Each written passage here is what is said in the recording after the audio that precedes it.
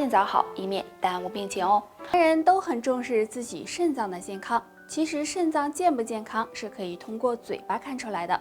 如果出现2个症状，就要尽早检查，好好养肾了。症状1：嘴唇干裂发麻。由于天气干燥，再加上男性朋友不爱喝水，很多人呢会出现嘴唇干裂起皮的情况，这是正常的。但如果不是这种原因，出现嘴唇干裂发麻的情况，就可能是肾气不足引起的。那肾气不足会影响体内血液循环，建议大家及时的进行调理。症状2：嘴唇颜色深。正常情况下，嘴唇颜色呢应该是红润有光泽的，但如果发现嘴唇颜色变深，出现发紫或者是发黑的情况，就要小心，也可能是肾脏功能出现异常引起的，这时也应该及时的保养肾脏。上面这2个异常，如果你都有的话，就该好好养肾了。平时养肾可以多吃黑色食物，比如黑芝麻、黑豆、黑米等，还要多注意锻炼，运动可以促进血液循环，减少肾脏的负担，也有很好的养生作用。衰老是每个人都要面临的，那男性朋友也不例外。那么男性开始衰老时会有哪些表现呢？下面我们来看一看。第一个，脸部皮肤下垂松弛。年轻的时候脸上呢都是充满胶原蛋白的，但是呢，随着年龄的增长，脸上的胶原蛋白会逐渐流失。这时如果不注意保养，皮肤就可能变得松弛下垂。那男性朋友如果出现这种情况，就可能是衰老的信号了。第二个，脸上出现皱纹。皱纹是衰老的重要标志。那男性脸上如果出现皱纹，不管是眼角皱纹、法令纹还是抬头纹，都要小心，可能要衰老了，要多注意保养。第三个，鼻子变大。随着年龄的增长，男性的鼻子呢会有一些变化，可能变得塌陷，看起来要比以前大。这可能是皮肤组织和骨骼萎缩造成的，所以男性朋友如果出现这种丑态，也要小心，你可能衰老了。那上面的这3种表现，如果你一个都不占，那么先恭喜你，相比同龄人来说还算年轻。但如果你占了一个，也要多注意保养哦。人身上的毛发是非常多的，但不管是哪个地方的毛发都有其相应的作用。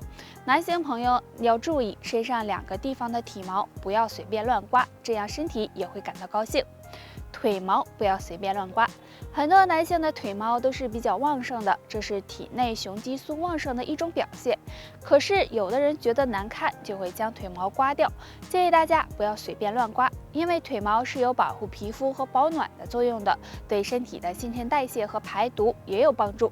如果将腿毛刮掉，很可能会影响身体的代谢和排毒，所以男性朋友注意腿毛不要随便乱刮。鼻毛不要随便乱刮，鼻毛有很大的作用，它可以阻挡空气中的灰尘和细菌，还能够维护嗅神经不受损害。而有些男性当鼻毛太长窜出鼻子时，会将它剪掉。如果用工具还好，如果直接将鼻毛拔掉，鼻腔内是有很多毛细血管的，稍有不注意就可能会引起感染，影响身体健康。所以男性朋友也不要乱刮。大家都知道，女性到了一定年龄之后会进入更年期，那么男性也是有更年期的。那男人什么时候会进入更年期呢？若出现这3个改变，就要小心了。身体形态改变，女性到了更年期后，身体可能会出现发福的情况，而男人也是。如果出现肌肉松弛、身体发胖的现象，就可能要进入更年期了。这时一定要好好控制好自己的体重，以免各种疾病找上门。情绪上发生改变，当男性进入更年期，情绪上也会发生改变，变得情绪低落、暴躁易怒、缺乏自信等。出现这些情况，一定要注意调理，多找人倾诉，学会释放压力，不然对健康不利。睡眠质量改变，大家都知道，女性到了更年期会出现失眠、睡眠质量下降的情况。其实男性朋友也会出现这种现象。如果男性朋友出现睡眠质量下降、全身乏力、经常头晕头痛、四肢发冷等症状，尽量别忽视，可能是更年期找上你了。不管男女，更年期都会给身心带来很大影响，所以男性朋友在进入更年期时，一定要好好的调整，保持好心态，多注意饮食和运动，不要给自己太大的压力，这样对身体健康有。洗澡是生活中很常见的一件事，别看洗澡是小事，男性朋友如果在洗澡的时候能够对身上一些部位多洗洗，那么肾脏也会感激你。洗澡时多洗脚。男性朋友在洗澡的时候可以多搓一搓脚踝和脚掌，因为脚上有很多的经络和穴位，经常对脚进行刺激，能够起到很好的养肾补肾的作用。除了洗澡，在泡脚的时候也可以多搓一搓双脚。洗澡时多洗耳朵。耳朵往往很容易被忽略，但是耳朵和肾脏健康有很大关系。男性朋友在洗澡时多搓一搓、按一按耳朵，可以促进血液循环，对肾脏健康有帮助。洗澡时多洗腰部。肾脏和腰部也有很密切的关系，洗澡时多对腰部进行搓洗，也能够滋养肾脏，起到补肾益气、提高肾功能的作用，让你更有男人味哦。要是餐桌上常见的食物，那南瓜的营养价值还是很高的，而且呢味道也很好吃。但是对于血糖高的人来说，不知道吃南瓜到底是升血糖还是降血糖。那下面我们一起来了解一下。南瓜中含有很多营养物质，比如膳食纤维、果胶以及南瓜的多糖。这些物质呢，能够减慢胃里食物的排空速度，增加饱腹感，对控制餐后血糖有帮助。但是南瓜只是一种食物，并不能够代替药物来降低血糖。其实南瓜中含有的热量和脂肪呢都比较低，但是在吃了以后还是容易转化成糖和能量，也能够升高自身的血糖。所以大家在吃南瓜的时候，一次最好不要超过200克，并且呢最好减少主食的摄入量，这样对控制血糖才有帮助哦。这耳朵咋嗡嗡的呢？哎呀，昨晚又没睡好。哎呀，当当当！如果你也有这些问题很可能是脑供血不足哦。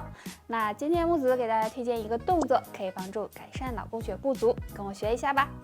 先站好了，2只手在胸前，这样扣住，然后呢一起绕到头的后面，这样一前一后为1次，每天做50次就行。脑供血不足时做这个动作呢，可以帮助促进脑部供血，使血液更流通，不仅可以改善脑供血不足，还能够缓解疲劳，提高睡眠质量。脑供血不足是很多中老年人容易发生的，经常表现为头晕头痛、记忆力减退、失眠多梦等等，对身心健康都有影响。那下面教大家一个小动作，每天做一做，可以帮助改善脑供血不足，让大脑更健康。自然的站立，双脚稍微的分开一点，双手叉腰，抬起一条腿，抬到大腿和地面平行的位置，然后用力的落地，先左后右，这样交替的抬腿跺脚。可以在原地做，也可以边走边做，每天这样跺脚3到5分钟。做的时候动作要做到位，这个动作可以促进全身的血液循环，能有效的缓解脑供血不足。除此之外，还有很好的通经络、补肾气的作用，让你越多越健康。脑供血不足的人经常会出现头晕、耳鸣、手脚麻木、记忆力减退、失眠多梦等情况，影响身心健康。那今天教大家2个小动作，可以帮助疏通血管，改善脑供血不足的不适症状。动作1，自然站立，2脚分开，与肩同宽，双手向外张开，手掌心朝后，和肩膀保持平齐，然后双手手臂再向后伸直，坚持2秒，回到原位再做。那坚持做30次，注意做的时候要平行向后推进。动作2也是自然站立，双手在胸前，像我这样食指相互扣住，然后一起向头后方用力作用，这样一前一后为1组，也是反复的做30次。那这2个小动作简单方便，脑供血不足时做一做，可以促进脑部供血，改善脑供血不足，做完头颈都感觉到很轻松。以上就是今天的全部内容了，大家还有什么疑问或者是建议，可以在评论区给我们留言，我们下期再见吧。